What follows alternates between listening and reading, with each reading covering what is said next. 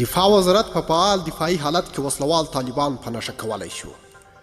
د ملي دفاع وزارت چارواکي وایي افغان ځواکونه له دفاعي حالت څخه فعال دفاعي حالت ته وتلي او په خبره دې حالت کې پر وسلوالو طالبانو د برید کولو اختیار او صلاحیت لري.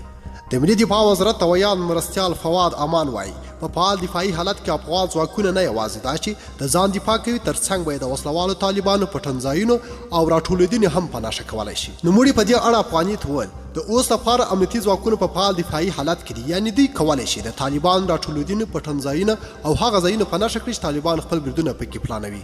د ملي دفاع وزارت چارواکو په خبره فعال دفاعي حالت په دې معنا نه دی چې امنیتي او دفاعي ځواکونه به یوازې د وسلوالو طالبانو بریدونه دفاع کوي، بلکې په خبره به پر دوی یرغلیز بریدونه هم کولی شي.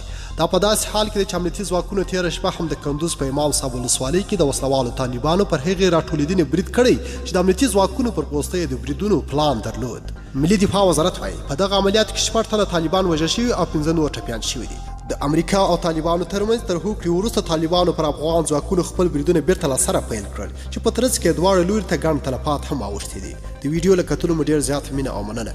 که مو دغه ویډیو خوښ شوی حتما یې درسره لایک او شیر کړئ. د لا ښایسته او په زړه پورې مطالبو لپاره زموږ چینل حتما سبسکرایب کړئ. تر بیا او بلې ویډیو د الله په امان.